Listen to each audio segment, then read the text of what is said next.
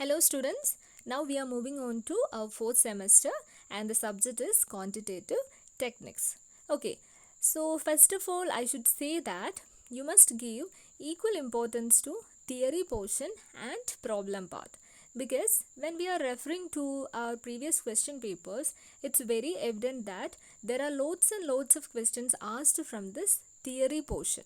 Okay, in your syllabus it is stressed that quantitative techniques is a problem paper, but that's not the situation in question papers. In question papers, um, more and more questions, even essay questions are asked from this theory portion. So I'm telling you very strictly, you should give much importance to theory and problem. Okay.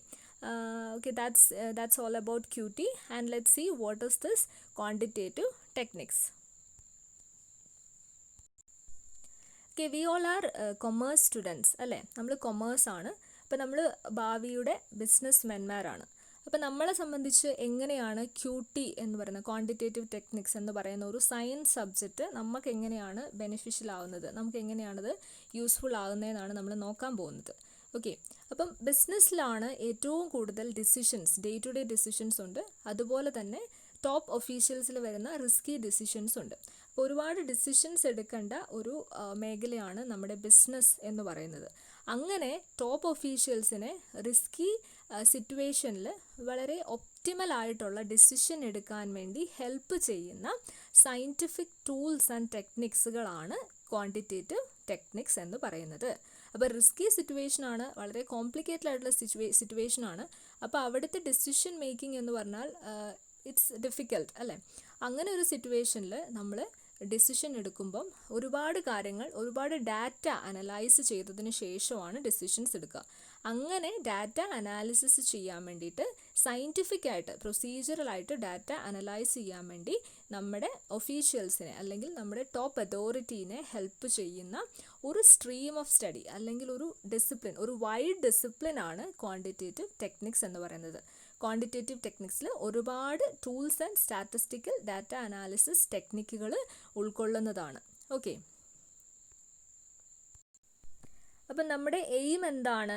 To find the best course of action to achieve the objectives. Business objective എന്ന് പറയുന്നത് എന്താണ്? Main objective എന്ന് പറഞ്ഞാൽ profit maximisation, wealth maximisation, value maximisation. ഇത് മൂന്നുമാണ് നമ്മുടെ ബിസിനസ്സിൻ്റെ main objective എന്ന് പറയുന്നത്. അപ്പം ഈ ഒബ്ജക്റ്റീവിലേക്ക് നമ്മളെ ലീഡ് ചെയ്യാൻ വേണ്ടി നമുക്ക് ചില ഡിസിഷൻസ് എടുക്കേണ്ടി വരും. And that should be the finest one. നമ്മുടെ കോമ്പറ്റീറ്റേഴ്സിൽ നിന്നും നമ്മുടെ ഡിസിഷൻസ് ഫൈനായിട്ട് നിന്നാൽ മാത്രമേ നമുക്ക് ബിസിനസ് സക്സസ് ഉണ്ടാകുള്ളൂ. സോ അങ്ങനെ best course of action select ചെയ്യാൻ വേണ്ടി നമ്മളെ ഹെൽപ്പ് ചെയ്യാനാണ് ക്വാണ്ടിറ്റേറ്റീവ് ടെക്നിക്സ് ബിസിനസ്സിൽ നമ്മൾ യൂസ് ചെയ്യുന്നത്. സോ ബിസിനസ് മാൻ ഫേസ് ചെയ്യുന്ന ഒരുപാട് പ്രോബ്ലത്തിനുള്ള സൊല്യൂഷൻ നമുക്ക് എവിടെ നിന്ന് കണ്ടുപിടിക്കാൻ പറ്റും? ക്വാണ്ടിറ്റേറ്റീവ് ടെക്നിക്സ് യൂസ് ചെയ്ത് കണ്ടുപിടിക്കാൻ പറ്റും. So we can say it is an aid to management. അതൊരു സഹായമാണ് അല്ലേ, എയ്ഡാണ്. ആൻഡ് ഇവിടെ നമ്മൾ യൂസ് ചെയ്യുന്ന ടൂളുകൾ കൊണ്ട് നമുക്ക് ബിസിനസ്സിൻ്റെ പ്രീ ഡിറ്റർമൈൻഡ് ആയിട്ടുള്ള ഒബ്ജക്റ്റീവ്സ് അച്ചീവ് ചെയ്യാൻ പറ്റും. ആ ഒബ്ജക്റ്റീവ്സ് എന്തൊക്കെയാകാം? പ്രോഫിറ്റ് മാക്സിമൈസേഷൻ ആകാം, കോസ്റ്റ് മിനിമൈസേഷൻ ആകാം, ദെൻ ഓഗ്മെൻറ്റ് പ്രൊഡക്ഷൻ. അപ്പോൾ ഓഗ്മെൻറ്റേഷൻ എന്നുള്ളൊരു ടേം നിങ്ങൾ ഇതിനു മുൻപ് കേട്ടിട്ടുണ്ടായിരിക്കും എന്ന് വിചാരിക്കുന്നു. നമ്മൾ മാർക്കറ്റിങ്ങിലൊക്കെ പഠിക്കുന്നതാണ്. അപ്പോൾ മാനുഫാക്ചറിങ് കമ്പനി അല്ലെങ്കിൽ ഏത് കമ്പനി ആണെങ്കിലും അവിടെ അവരുടെ product or service should be augmented. Augmentation എന്ന് പറഞ്ഞാൽ എന്താണ്? നമ്മൾ ഇന്നത്തെ ഇമാജിനേഷൻ ആണ് നാളത്തെ റിയാലിറ്റി എന്ന് പറയുന്നത്. അപ്പം ഇന്ന് ഒരാൾ ഒരു ഇമാജിനറി ആയിട്ടൊരു കാര്യം ചിന്തിക്കുന്നു, and if that person was a businessman, he should make it a reality tomorrow.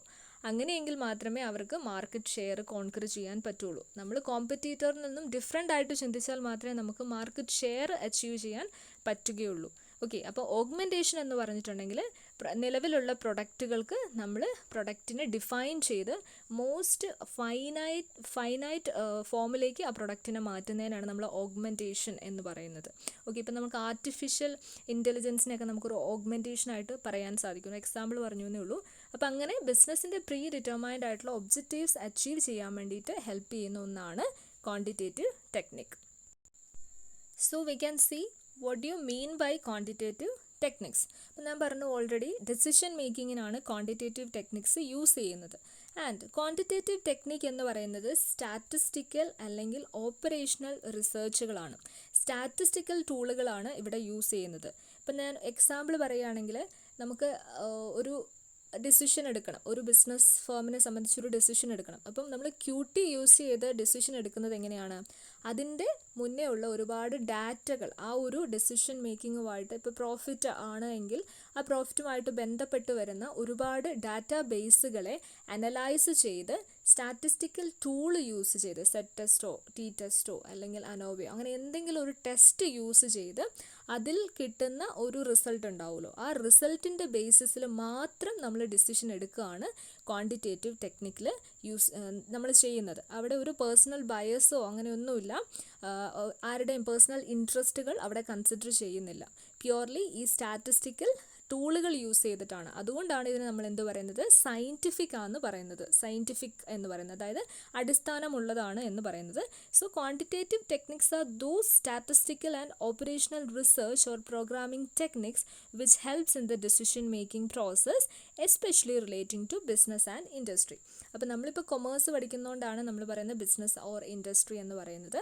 അപ്പോൾ നമ്മൾ ബിസിനസ്സിലെ ഓരോ ഡിസിഷനും എടുക്കാൻ വേണ്ടി സയൻറ്റിഫിക് ആയിട്ട് നമ്മളെ ഹെൽപ്പ് ചെയ്യുന്ന ഒരു ടൂൾ അല്ലെങ്കിൽ ടൂൾ ആൻഡ് ടെക്നിക്സിനെയാണ് നമ്മൾ ക്വാണ്ടിറ്റേറ്റീവ് ടെക്നിക്സ് എന്ന് പറയുന്നത്. So we can say that quantitative techniques involve mathematical and statistical methods.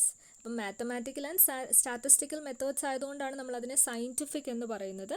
And അത് എന്തിനു വേണ്ടിയിട്ടാണ്, solution for managerial and decision making process. Mainly അപ്പോൾ നമ്മുടെ QTയുടെ പർപ്പസ് എന്താണ്, to make decisions, managerial decisions എടുക്കാൻ വേണ്ടിയിട്ട് സയൻറ്റിഫിക് ആയിട്ടുള്ള രീതിയിൽ ഹെൽപ്പ് ചെയ്യുകയാണ്. മാത്തമാറ്റിക്കൽ ആൻഡ് സ്റ്റാറ്റിസ്റ്റിക്കൽ മെത്തേഡ്സിൽ മാനേജീരിയൽ ഡിസിഷൻ എടുക്കുന്നതിന് വേണ്ടി മാനേജേഴ്സിനെ ഹെൽപ്പ് ചെയ്യുന്ന ഒരു ടൂളാണെന്ത്, ക്വാണ്ടിറ്റേറ്റീവ് ടെക്നിക്സ് എന്ന് പറയുന്നത്.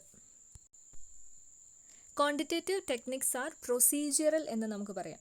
കാരണം അതിനൊരു സിസ്റ്റമാറ്റിക് ഓർഡർ ഉണ്ട് and oriented methods which give database for decision making through ഡാറ്റാബേസിൻ്റെ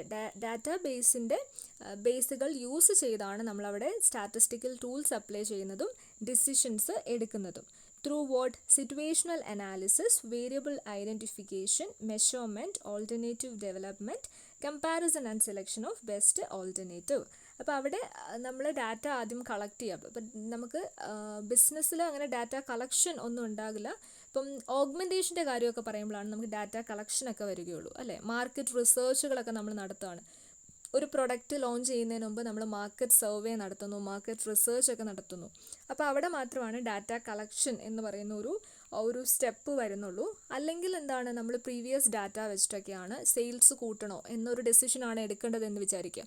അപ്പോൾ നമ്മൾ പ്രീവിയസ് സെയിൽസ് നോക്കുന്നു, ആ സെയിൽസ് ഏതൊക്കെ ഏരിയയിലാണ് സെയിൽസ് കൂട്ടിയപ്പോഴാണ് നമുക്ക് പ്രോഫിറ്റ് കിട്ടിയത്, അപ്പം അതിൽ എലമെൻറ്റ്സ്, അതായത് കോസ്റ്റിൻ്റെ എലമെൻറ്റ്സ് എങ്ങനെയൊക്കെ വേരി ചെയ്തപ്പോഴാണ്, അങ്ങനത്തെ കാര്യങ്ങളൊക്കെ നമ്മൾ പ്രീവിയസ് ഡാറ്റ അനാലിസിസ് ചെയ്തിട്ട് ആ ഒരു ഡാറ്റ വെച്ചിട്ട് നമ്മൾ എന്ത് ചെയ്യുന്നു, വേരിയബിളിനെ ഐഡൻറ്റിഫൈ ചെയ്യുന്നു, മെഷർ ചെയ്യുന്നു, ദെൻ കമ്പയർ ചെയ്യുന്നു, ദെൻ ഫൈനലി സെലക്ട് ചെയ്യുന്നു. And that selected decision should be the best one. അപ്പോൾ അങ്ങനെ ബെസ്റ്റ് ആയിട്ടുള്ളൊരു ഓൾട്ടർനേറ്റീവ് സെലക്ട് ചെയ്യുന്നു. അപ്പോൾ ഇങ്ങനെ സിസ്റ്റമാറ്റിക് ആൻഡ് സയൻറ്റിഫിക് പ്രൊസീജിയറൽ മെത്തേഡിൽ കൂടിയാണ് ക്വാണ്ടിറ്റേറ്റീവ് ടെക്നിക്സ് നമ്മൾ യൂസ് ചെയ്യുന്നത്. And finally we are classifying this quantitative techniques into two, that is statistical technique and programming technique. ഇപ്പോൾ സ്റ്റാറ്റിസ്റ്റിക്കൽ ടെക്നിക്കൽ എന്താണെന്ന് ഞാൻ ഇപ്പോൾ പറഞ്ഞു കഴിഞ്ഞു അല്ലേ. സ്റ്റാറ്റിസ്റ്റിക്സ് യൂസ് ചെയ്ത്, സ്റ്റാറ്റിസ്റ്റിക്സ് മീൻസ് ഡാറ്റ യൂസ് ചെയ്ത് നമ്മൾ ഇവാലുവേറ്റ് ചെയ്ത് സ്റ്റഡി ചെയ്ത് അതിനെ ഇൻറ്റർപ്രിറ്റ് ചെയ്യുന്നതാണ് സ്റ്റാറ്റിസ്റ്റിക്കൽ ടെക്നിക്ക് എന്ന് പറഞ്ഞാൽ. പ്രോഗ്രാമിംഗ് ആകുമ്പോൾ നമ്മൾ അങ്ങനെ ഒരു പ്രൊസീജിയറായിട്ടുള്ള സ്റ്റാറ്റിസ്റ്റിക്കൽ ഡാറ്റാസ് അങ്ങനെ യൂസ് ചെയ്യുന്നില്ല. സോ ഇതാണ് ക്ലാസിഫിക്കേഷൻ. അപ്പോൾ ഇതിൽ സ്റ്റാറ്റിസ്റ്റിക്കൽ ടെക്നിക്കിലും പ്രോഗ്രാമിംഗ് ടെക്നിക്കിലും ഏതൊക്കെ വരുന്നു എന്ന് നമുക്ക് അടുത്ത ക്ലാസ്സിൽ നോക്കാം.